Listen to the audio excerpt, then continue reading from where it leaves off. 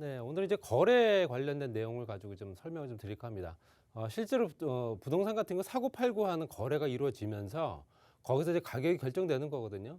거래 건수가 많아지면 많아질수록 가격은 상승할 수밖에 없는 조건인데, 이번 정부 들어서는 거래량은 줄어들면서도 가격은 오르는 그런 형태로 기이한 현상이 계속 벌어지고 있는 상황이죠. 그래서 끝을 모르고 계속 가격이 오르다 보니 서울 지역의 평균 가격이 거의 10억에 육박을 했고요.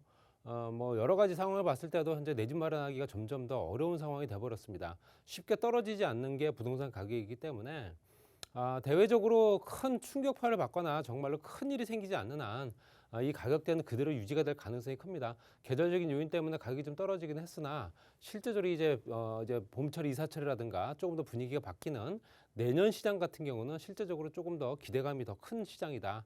이렇게 보시면 될 것 같고요. 지역 간에 어떤 지역에서 어떤 물건을 샀고 또 어떤 지역에 있는 물건을 팔았고 뭐 이런 형태에 따라서 등기가 어떻게 되느냐 또 누구한테 또 소유권이 이제 됐느냐 이걸 알 수가 있죠.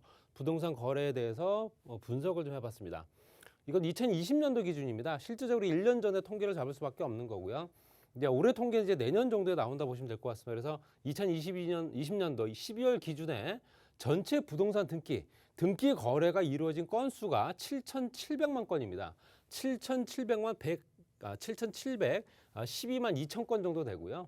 우리나라 인구가 5,100만 명 정도 되니까 약 1.5배 정도 되는, 그러니까 실제로 부동산 거래가 그만큼 많이 이루어졌다라는 얘기고요. 우리나라 인구보다도 더 월등히 더 많은 거래량을 차지한다 보시면 될 것 같습니다. 그중에서 이제 부동산을 얘기하는 집합 건물이라든가 토지, 건물 뭐 여러 가지 있겠죠.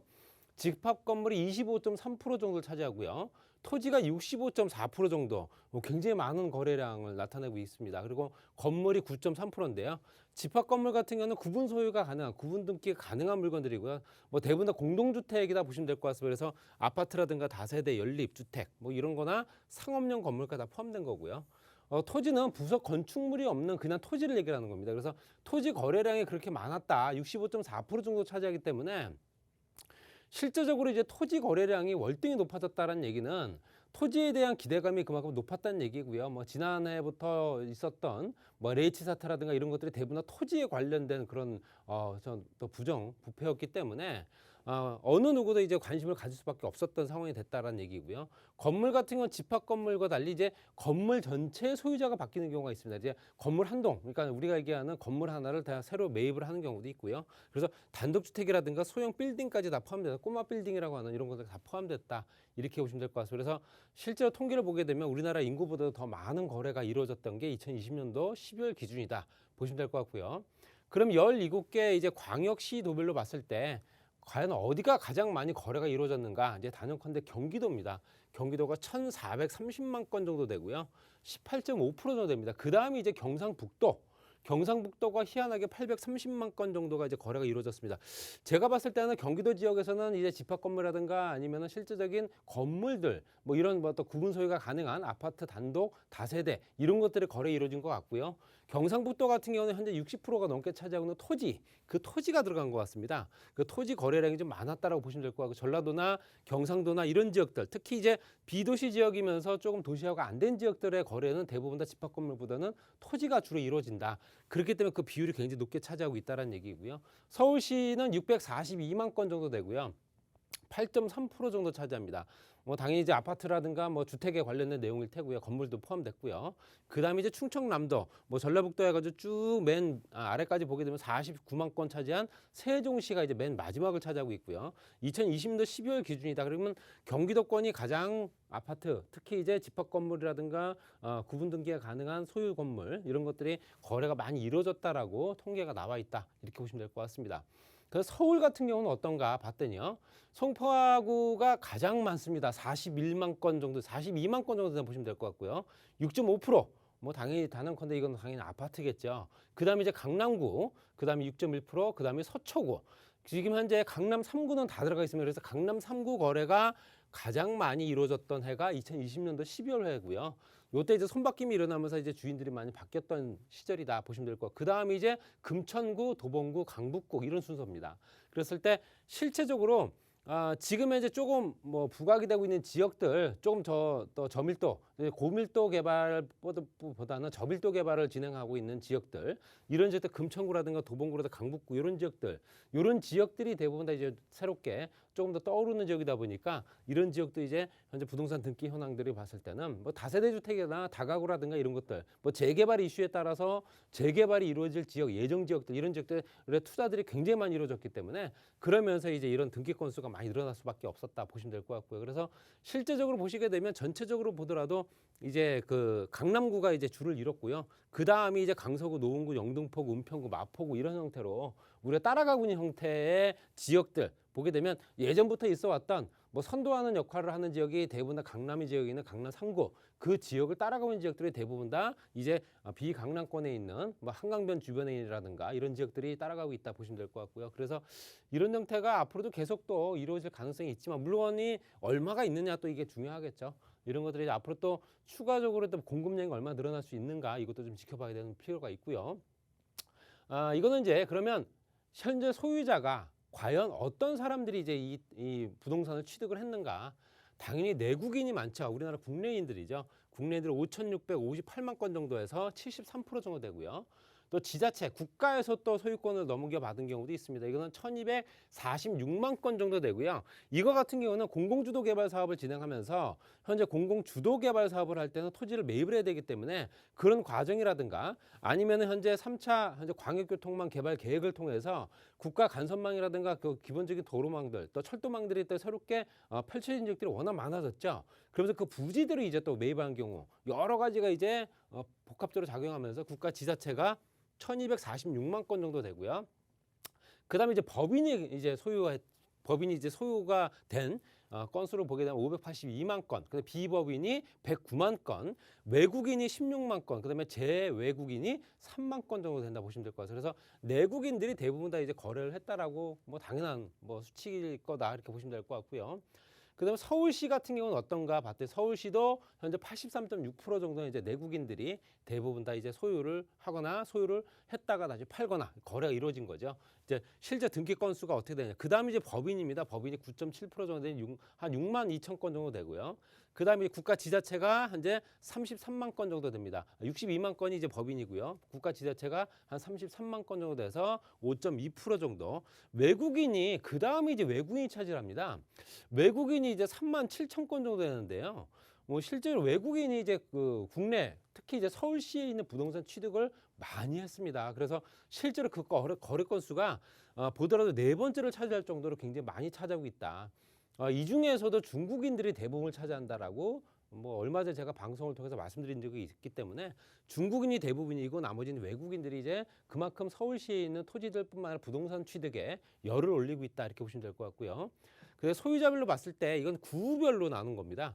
구별로 봤을 때 과연 그럼 내국인과 외국인 비율, 저 비율을 봤을 때 비법인이냐 재외국인이냐 봤을 때 이제 소유하고 있는 사람들의 형태를 봐서 유형을 봤을 때도 이제 푸른 색깔이 다 내국인이고요. 쭉 지켜볼 만한 부분은 뭐냐면요. 강서구부터 강동구, 그다음에 금천구, 종로구, 서초구 같은 경우는 노란 색깔이라는 얘기는 실제적으로 법인 비율이 많다는 얘기입니다. 법인 비율이 많다는 얘기는 이 지역에 대부분 기업체들이 부지를 확보하고 사옥을 짓는다던가 아니면 이 지역에 개발하기 위해서 업무단지나 이런 것들을 만드는 지역들이 많아졌기 때문에 법인 소유 물량들이 현재 강동부터 금천, 종로, 서초구에 많이 몰려있다 이렇게 보시면 될 것 같습니다. 그래서 실제적으로 여기는 이제 강남까지도 다 포함됐다 보시면 될 것 같고요. 강남구도 현재 굉장히 많은 비율을 나타내고 있습니다. 11.5% 정도 되기 때문에 그래서 현대자동차뿐만 아니라 삼성부터 LG부터 우리나라 굴제 대기업이라든가 아니 외국계 법인체라든가 이런 법인체들뿐만 아니라 기업체들이 실제적으로 현재 주요 요지의 토지들을 특히 이제 건물들을 갖기 위해서 토지를 매입한 경우가 많았기 때문에 현재 실제적으로 등기 건수가 많이 늘어날 수밖에 없었다는 얘기입니다. 그래서 집중화되고 있는 기업체들이 이제 한 지역으로 집중화되고 있는 현상들이 굉장히 심각하게 부각되고 있다 이렇게 보시면 될 것 같고 그렇기 때문에 여러 가지가 이제 지역 균형 발전 통해서도 얘기할 수 있는 여건들 각 기업체들이 주변으로 흩어져서 조금 더 각 지역마다 좀 포진하게 되면 여러 가지 지역 균형 발전에 그만큼 영향을 미칠 텐데 지금은 그러지 못하는 상황이다 이렇게 보시면 될 것 같고요.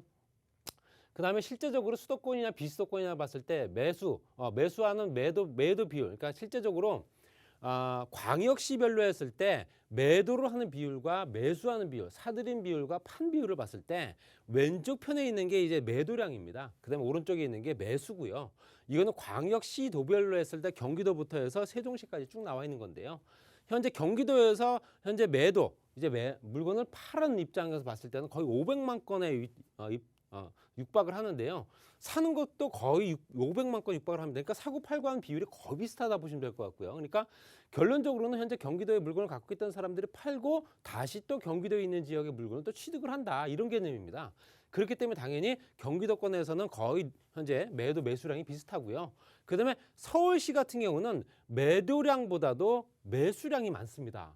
그렇다는 얘기는 매도할 수 있는 물건 자체가 많지는 않고요. 그렇지만 매수를 하기 위한 적극적인 매수세가 그만큼 더욱더 극렬하게, 특히 이제 서울 지역의 주요 요지뿐만 아니라 어느 지역이든 간에 서울시 지역 안에 부동산을 취득하기 위해서 열을 올렸던 시대가 바로 2020년도고요. 이제 앞으로도 그럴 수밖에 없는 상황이다. 연결된다고 보시면 될 것 같아요. 그래서 서울시에는 매도량보다는 매수량이 많다 보시면 될 것 같고요. 뭐 경상도라든가 이런 지역들은 거의 비슷합니다. 그리고 경기도는 거의 매도와 매수량이 비슷하다 보시면 될 것 같고요.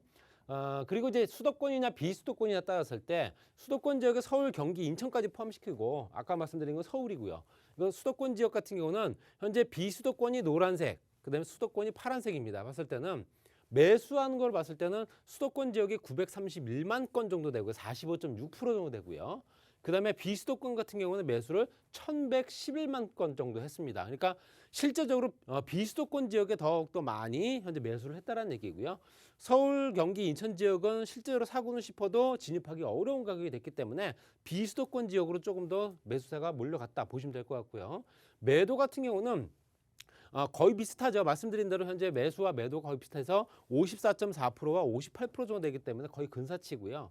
근데 853만 건 정도 되는 현재 실제적 매도, 파는 세력, 또 사는 세력 이렇게 봤을 때는 거의 비슷하게 움직였기 때문에 주인만 바뀌었을 뿐이지 부동산 자체가 실질적으로 그렇게 되면서 가격이 올랐다는 얘기죠. 손바뀜이 일어나면서 당연히 가격이 올랐을 테니까 그런 형태로 계속 갔다라고 보실 수 있고요. 또 이제 내외부, 그러니까 실제적으로 내부에서 거래가 됐느냐, 수도권 지역 안에 있는 사람들이 팔고서 그 지역의 물건을 샀느냐, 아니 외지에서 물건을 취득을 했느냐 봤을 때는 서울시 이제 강남구 같은 경우는 27만 건 정도, 81.3%가 외부 매수량입니다. 내부에 강남구에 거주하는 사람들 비율보다는 외지에 강남이 아닌 지역에서 강남 물건을 취득한 경우가 많았다는 얘기입니다. 6만 건 정도밖에 안 되는 내부 거래량 봤을 때는 굉장히 월등하죠. 월등하게 많이 차지하고 있고요. 경기도 화성시 같은 경우는 현재 내부 거래량이 많습니다. 경기도 지역, 이게 서울 지역의 강남, 특히 이제 강남 서초부터 해서 강남 상구 지역 같은 경우는 외부 지역의 매수세가 워낙 강렬하기 때문에 당연히 그 지역의 물건을 취득하고자 하는 게 이제 목표이고 꿈일 겁니다. 그렇기 때문에 당연히 항상 이 수치가 유지가 됐던 거고요. 경기도 지역 같은 경우는 내부에서 화성시에 살던 사람들이 수원으로 가고 수원에 살던 사람들이 평택으로 가고 이런 형태로 그 지역에서 같이 움직였다는 겁니다. 그렇기 때문에 당연히 내부 거래량이 많을 수밖에 없는 거고요. 쭉 봤을 때도 실제적으로 이런 형태로 쭉 연결됐다. 분당구도 마찬가지로 내부 거래량이 외부 거래량이 그만큼 많을 수밖에 없었기 때문에 가격이 굉장히 많이 오를 수밖에 없었다는 얘기고요. 또 강남 4구 내에서는 어떻게 됐느냐. 강남구에서 서초구로 가는 부분이 9,700건 정도 되고요. 서초에서 강남구가 10,000건 정도 됩니다. 그리고 강남에서 송파가 12,000건, 송파에서 강남구가 9,000건. 그러니까 거의 대부분 서초에서 송파, 송파에서 서초, 송파에서 강동 이렇게 거래가 이루어진 내부 거래량이 말씀드린 대로 저수치가 될 텐데요. 그렇기 때문에 내부 거래량보다는 현재 외부 거래량이 많다라는 얘기는 외지에서는 어찌됐든 간에 강남 지역에 있는 물건을 취득하기 위한 조건을 충분히 만든다면 무조건 취득을 하려고 애를 쓴다는 얘기겠죠.